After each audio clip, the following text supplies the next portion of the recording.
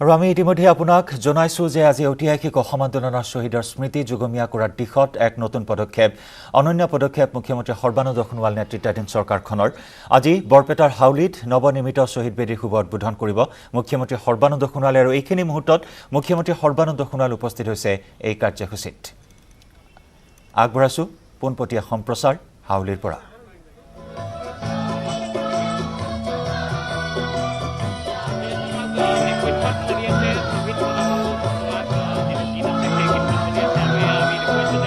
সৰ্বানন্দ সোণোৱাল আৰু যিটো স্মৃতিসৌধ নিৰ্মাণ কৰা হৈছে মধু বৈশ্যকে ধৰি যিসকল শ্বহীদ হৈছিলে 1980ত অসম আন্দোলনত সেইসকলৰ স্মৃতিত এই স্মৃতিসৌধ নিৰ্মাণ কৰা হৈছে আৰু স্মৃতিসৌধটো নিৰ্মাণ কৰিছে ভাস্কৰ্য শিল্পী বীৰেন সিংহই আৰু বীৰেন সিংহই নিৰ্মাণ কৰা এই স্মৃতিসৌধৰ সন্মুখত এই মুহূৰ্তত মুখ্যমন্ত্ৰী সৰ্বানন্দ সোণোৱালক দেখা গৈছে ঋষিকেশ গোস্বামী বিদ্যা উপদেষ্টা তেওঁ লগত আছে লগতে নৱদলে মন্ত্ৰী নৱদলেক আমি এই মুহূৰ্তত প্ৰত্যক্ষ কৰিছোঁ জয়ন্ত মল্ল বৰুৱা আছে বিজেপিৰ জ্যেষ্ঠ কাৰ্যকৰ্তা ইয়াত শংকৰ দাসক দেখা গৈছে গুণীন হাজৰিকা আছে ইয়াৰ বৰপেটাৰ বিধায়ক আৰু তাৰ লগতে বৰপেটাৰ উপায়ুক্ত এই মুহূৰ্তত আমি দেখিছোঁ বৰপেটা মুনীন্দ্ৰ শৰ্মাকো আমি এই মুহূৰ্তত প্ৰত্যক্ষ কৰিছোঁ আৰু আমি আজি বহুকেইটা ইয়াত কাৰ্যক্ৰম হাতত লৈছে অসম চৰকাৰৰ তৰফৰ পৰা আৰু বিশেষকৈ পৰ্যটন বিভাগ ইয়াত জড়িত হৈ আছে আৰু পৰ্যটন বিভাগৰ সহযোগত এনেধৰণে এই স্মৃতিসৌধকে ধৰি যিসমূহ তোৰণকে ধৰি অন্যান্য বা ইয়াত এটা বিশেষ ভৱন ইয়াত মুকলি কৰা হ'ব তাৰ বাবে মুখ্যমন্ত্ৰী সৰ্বানন্দ সোণোৱালকে ধৰি অন্যান্যসকল ইয়াত উপস্থিত হোৱা দেখা গৈছে আমি এই মুহূৰ্তত প্ৰত্যক্ষ কৰিছোঁ আৰু মন্ত্ৰী নৱদলে লগত আছে জয়ন্ত মল্ল বৰুৱা আছে পৰ্যটন বিভাগৰ তেওঁ অধ্যক্ষ পৰ্যটনৰ অসম পৰ্যটন উন্নয়ন নিগমৰ আৰু তেওঁ ইয়াত সংগ দিছে মুখ্যমন্ত্ৰী সৰ্বানন্দ সোণোৱালক আৰু মুখ্যমন্ত্ৰী সৰ্বানন্দ সোণোৱালে ইতিমধ্যে যিটো নতুন স্মৃতিসৌধ আছে সেই নতুন স্মৃতিসৌধ ইতিমধ্যে মুকলি কৰিছে আৰু মুকলি কৰাৰ পিছতে ইয়াত অন্যান্য সংগঠনৰ সৈতে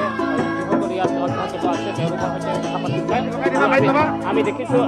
আমি নিশ্চয় মুখ্যমন্ত্ৰী সৰ্বানন্দ সোণোৱালৰ ভাষ্য সংগ্ৰহ কৰিবলৈ যত্ন কৰিম আৰু পুৰণি যিটো শ্বহীদ সৌধ আছে সেই পুৰণি সৌধটো মুখ্যমন্ত্ৰী সৰ্বানন্দ সোণোৱালে এতিয়া বন্তি প্ৰজ্বলন কৰিব আৰু বন্তি প্ৰজ্বলন কৰি তাৰো যিসকল শ্বহীদ আছিলে অসম আন্দোলনৰ শ্বহীদ অসম আন্দোলনৰ মধু বৈশ্যকে ধৰি যিসকল শ্বহীদ আছিলে সেই শ্বহীদসকলক তেওঁ এই মুহূৰ্তত শ্ৰদ্ধা জনাব বিচাৰিছে আমি মুখ্যমন্ত্ৰী সৰ্বানন্দ সোণোৱালক এই মুহূৰ্তত আমি দেখুৱাইছোঁ যে মুখ্যমন্ত্ৰী সৰ্বানন্দ সোণোৱাল মিডিয়া উপদেষ্টা ঋষিকেশ গোস্বামী মন্ত্ৰী নৱদলে ইয়াৰ স্থানীয় বিধায়ক যিগৰাকী আছে তেওঁ আছে আৰু লগতে বিজেপিৰ জ্যেষ্ঠ কাৰ্যকৰ্তা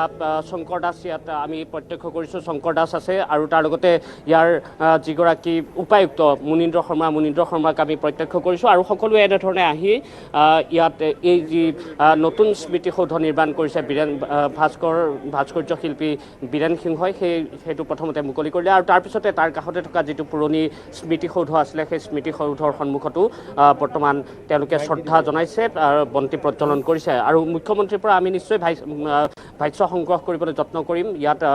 যিহেতু মুখ্যমন্ত্ৰী উপস্থিত হৈছে আৰু বহুকেইটা ইয়াত তেওঁ কাৰ্যক্ৰমত তেওঁ ইয়াত ভাগ ল'ব আমি সেইসমূহ পোনপটীয়াভাৱে নিউজ 18 অসম নৰ্থ ইষ্টৰ দৰ্শকক দেখুৱাই যাবলৈ যত্ন কৰিম আৰু হাউলিবাসীৰ বাবে আজি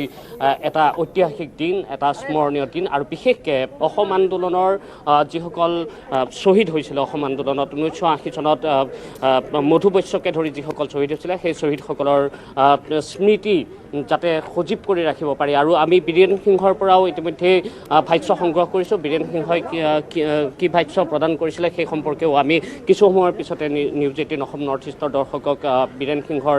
সেই ভাষ্য আমি দেখুৱাবলৈ যত্ন কৰিম আৰু সেই শুনাবলৈ যত্ন কৰিম মুখ্যমন্ত্ৰীৰ পৰা এই মুহূৰ্তত আমি ভাষ্য সংগ্ৰহৰ আমি নিশ্চয় যত্ন কৰিম মুখ্যমন্ত্ৰী ডাঙৰীয়া অকণমান যদি ক'ব পাৰে স্মৃতিসৌধটোৰ বিষয়ে অকণমান যদি কয়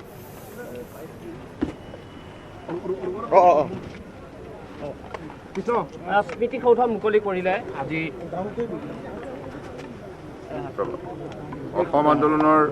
বীৰ শ্বহীদসকললৈ গভীৰ শ্ৰদ্ধাঞ্জলি জ্ঞাপন কৰিছোঁ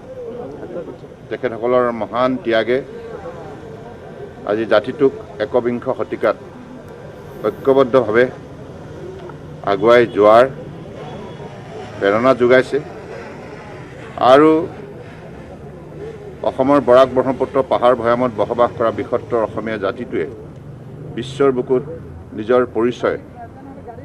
যোগ্যতাৰে দক্ষতাৰে দাঙি ধৰিবলৈ আজি প্ৰয়াস কৰিছে সমন্বয়ৰ দ্বাৰা অসমৰ সমাজ জীৱনক অধিক শক্তিশালী কৰাৰ সকলোৱে সংকল্পবদ্ধ হৈছে গতিকে বীৰ শ্বহীদসকললৈ মই পুনৰ গভীৰ শ্ৰদ্ধাঞ্জলি জ্ঞাপন কৰিছোঁ আৰু তেখেতসকল সদায় আমাৰ মাজত অমৰ হৈ থাকিব তেখেতসকলৰ সততা নিষ্ঠা ত্যাগ অসমীয়া জাতিয়ে যুগে যুগে স্মৰণ কৰিব আপুনি কিবা এটা কাৰ্যসূচী আহিছে বৰপেটালৈ হয় হয় অকণমান কৰিব চন্দীপুৰা ভৱন বোধন অলপ তালৈকে আহি আছোঁ আহক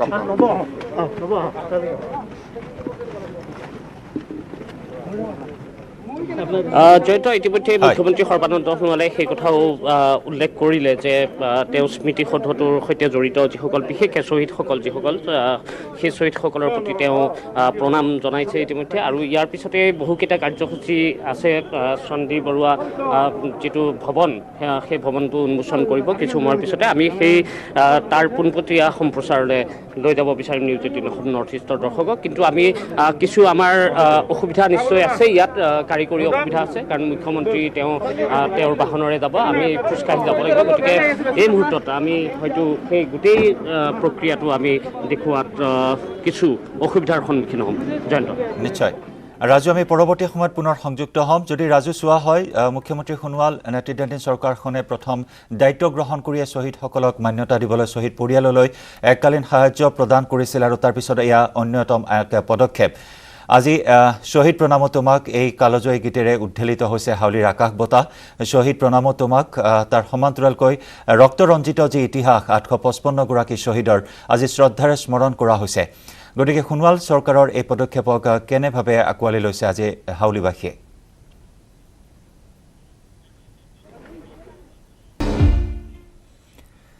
মঙলদৈৰ 15 নম্বৰ ৰাষ্ট্ৰীয় ঘাইপথত এক ভয়াৱহ দুৰ্ঘটনা বান্দিয়া চকত ট্ৰেক্টৰে মহতিয়াই নিলে যুৱকক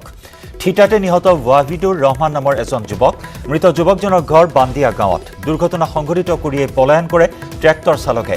এই দুৰ্ঘটনাৰ পাছতে পৰিস্থিতি উত্তপ্ত হৈ উঠে স্থানীয় লোকে উত্তপ্ত কৰি তোলে পৰিস্থিতি আৰক্ষী ঘটনাস্থলীত উপস্থিত হৈ নিয়ন্ত্ৰণ কৰে উত্তপ্ত পৰিস্থিতি আৰক্ষীয়ে জব্দ কৰে দুৰ্ঘটনা সংঘটিত কৰা ট্ৰেক্টৰখন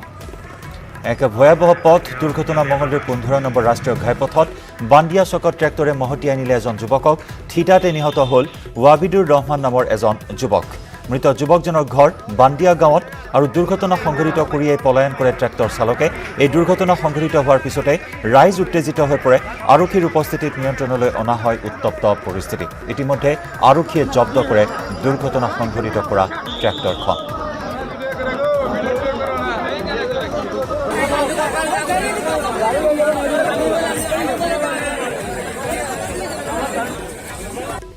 মাটি কৰিয়ে লোৱা ট্ৰেক্টৰ এখনে 18 বছৰ ল'ৰাজনক মাৰে আমি বিভিন্ন সময়ত প্ৰশাসনক কৈ আহিছিলোঁ যদিও প্ৰশাসনে ইয়াৰ 20 বছৰ লোৱাৰ পিছতো কিছুমান ট্ৰেক্টৰৰ মালিকে চুৰি কৰি গাড়ীবিলাক এনেকৈ চলায় আৰু চবতকৈ ডাঙৰ কথাটো হ'ল কি কোনো ধৰণৰ লাইচেঞ্চবিহীন সৰু সৰু ল'ৰাবিলাকক গাড়ী চলোৱাৰ দায়িত্ব দিয়াৰ কাৰণে আজি এই ঘটনা ল'ৰাটো ইয়াতে আহিছিলে চকত আহিছিলে এই ঘৰৰ পৰা তাৰ মাহীয়েকৰ ঘৰত যাব যাওঁতে ট্ৰেক্টৰখন নিয়ন্ত্ৰণবিহীন হৈ তাৰ ওপৰতে উঠাই দিল্লীত 2 সন্ত্ৰাসবাদী গ্ৰেপ্তাৰ চোৰাংচোৱাৰ তথ্যৰ ভিত্তিত গ্ৰেপ্তাৰ কৰা হয় 2 সন্ত্ৰাসবাদীক ধৃত এটা সন্ত্ৰাসবাদীৰ নাম আব্দুল লতিফ মিৰ জালত পৰা আন সন্ত্ৰাসবাদী হৈছে মহম্মদ আশৰাফ খাটানা ধৃত সন্ত্ৰাসবাদী দুটাৰ ঘৰ জম্মু কাশ্মীৰত ভয়ংকৰ কুটাঘাতৰ পৰিকল্পনা কৰিছিল সন্ত্ৰাসবাদী দুটাই চোৰাংচোৱাৰ তথ্যৰ ভিত্তিত আৰক্ষী বৃহৎ সফলতা 2 সন্ত্ৰাসবাদীক গ্ৰেপ্তাৰ কৰা হয় ধৃত এটা সন্ত্ৰাসবাদীৰ নাম হৈছে আব্দুল লতিফ মিৰ জালত পৰা আন সন্ত্ৰাসবাদী হৈছে মহম্মদ আশৰাফ খাটানা ধৃত সন্ত্ৰাসবাদী দুটাৰ ঘৰ জম্মু কাশ্মীৰত বুলি জানিব পৰা হৈছে ৰাজধানী চহৰ দিল্লীত ভয়ংকৰ কুটাঘাতৰ পৰিকল্পনা কৰিছিল চোৰাংচোৱাই লাভ কৰিছিল এই বিশেষ তথ্য আৰু তাৰ পিছতে জাল পেলাইছিল আৰু অৱশেষত জালত পৰিল 2 দুৰ্ধৰ্ষ সন্ত্ৰাসবাদী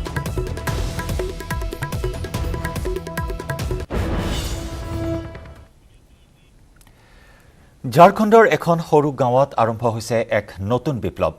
দুটা নিষ্ঠাবান দল গঠন কৰি এক মহান লক্ষ্যৰ দিশে আগবাঢ়িছে গাঁওখন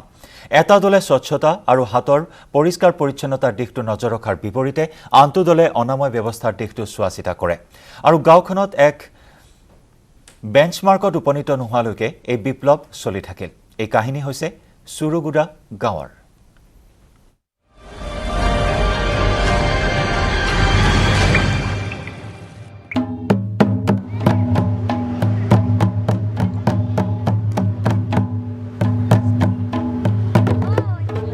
स्वच्छता का काम करने के लिए 2 ग्रुप का बहुत ही महत्वपूर्ण योगदान रहा है। एक है हमारा ग्राम संगठन और दूसरा है नल जल समिति। ग्राम संगठन का हम लोग बैठक करते हैं साप्ताहिक में। जो परिवार में हाथ नहीं धोते हैं उस लोगों को हम लोग सब मिलकर उसको जागरूक करते हैं। और इससे हमें मदद और भी मिली जब ये पैंडेमिक का सिचुएशन आया। पैंडेमिक का सिचुएशन में चूँकि हम लोग किसी दूसरे से मिल नहीं सकते थे, तो नहीं मिलने के कारण उसे गाड़ी के माध्यम से, माइकिंग के माध्यम से सब गांव में ये खबर दिया और उनको बोले कि देखिए कैसे करके हाथ धोना है, उससे जागरूकता फैलाएं। और जिसके कारण लार्ज स्केल में एक्चुअली लोग हाथ धोने का और अच्छा से एक्सेप्ट किए। पहले जब नहीं था शौचालय तब हम लोग का बहुत दिक्कत होता था, बाहर जाते थे, थोड़ा दूर जाते थे ना तो दिक्कत होता था। और अभी जैसे मैंने शौचालय बना है अभी बहुत ही मैंने सुविधा हो रहा है। यहाँ के जो एक समूह बना है जिसको हम लोग विलेज ऑर्गेनाइजेशन बोलते हैं, हम लोग ग्राम संगठन बोलते हैं। वो ग्राम संगठन के समूह ने क्या किया कि सरकार का पैसा को अपने में लिया और उसे शौचालय बनाया। मुंह में मैंने कपड़ा से ढकने से और आदमी से दूरी से रहने से और साबुन से हाथ के धोने से इस गांव में कोरोना बीमारी एक भी नहीं मरीज हुआ है। ये चिरीगोड़ा गांव के लोग सब लोग मिल करके अगर अपने घर के लिए पानी ला सकते हैं, हर एक घर में शौचालय बना सकते हैं, तो ये हमारे भारत देश के दूसरे गांव के लोग के लिए भी ये मुमकिन है।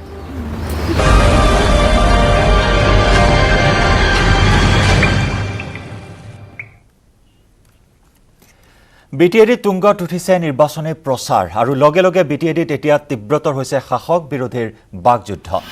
ৰাজনৈতিক দলসমূহে ভোটাৰৰ মন আকৰ্ষিত কৰিবলৈ বিভিন্ন ৰণকৌশল প্ৰস্তুত কৰি ৰাইজৰ কাষ চাপিছে। সোমবাৰে বাক্সা জিলাৰ গুৰেশ্বৰত পৰিষদীয় সমষ্টিৰ বিজেপি দলৰ প্ৰাৰ্থী ৰণেন্দ্ৰ নাৰ্জাৰী আৰু গজেন্দ্ৰ বড়োৰ হৈ এক নিৰ্বাচনী সভাত অংশগ্ৰহণ কৰে মন্ত্ৰী হিমন্ত বিশ্ব শৰ্মাই। মন্ত্ৰী শৰ্মাই পোনপটীয়াভাৱে বিপিএফ দল আৰু হাগ্ৰামাক তীব্ৰ ভাষাৰে সমালোচনা কৰি কয় যে দিল্লী আৰু দিছপুৰৰ পৰা অহা টকাখিনি কোনে খালে, পিঠাটো মেকুৰীয়েহে খায়, বাহিৰ মানুহ হৈ চিফ হ'ব পাৰে নেকি প্ৰশ্ন উত্থাপন কৰে মন্ত্ৰী হিমন্ত বিশ্ব শৰ্মাই। পুনৰ জনাইছো, বাহিৰৰ মানুহ হৈ চিফ হ'ব পাৰে নেকি বুলি প্ৰশ্ন উত্থাপন কৰে মন্ত্ৰী হিমন্ত বিশ্ব শৰ্মাই। ৰাজ্য চৰকাৰৰ বিত্ত তথা স্বাস্থ্যমন্ত্ৰী ডক্টৰ হিমন্ত বিশ্ব শৰ্মাই হাগ্ৰামা মহিলাৰীক টকা খোৱা ডাঙৰ মেকুৰী বুলি পুনৰ তীব্ৰ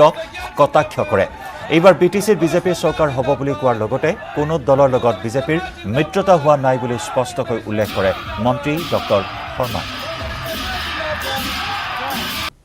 টকা মোদী ডাঙৰীয়াৰো আহে, আমালৈকেও টকা আহে, হাগ্ৰামা মহিলাৰীলৈকেও টকা আহে। আজি হাগ্ৰামা মহিলাৰীয়ে যে বছৰত 1000 কোটি টকা পায়, সেই টকাৰ কি আঁচনি কৰে তেওঁ? সেই টকাৰে কি কৰে? ৰাস্তা ঘাটৰ কাম কৰে নে স্কুল কলেজ পাতে নে মানুহক কিবা মেট্ৰিকত স্কলাৰশ্বিপ এটাই দিয়ে? ই এনেকুৱা ডাঙৰ মেকুৰী। আৰু ইয়াৰ সৈতে সময় হ'ল খবৰ 1 নিউজ 18 পৰা বিদায় লোৱাৰ। নমস্কাৰ।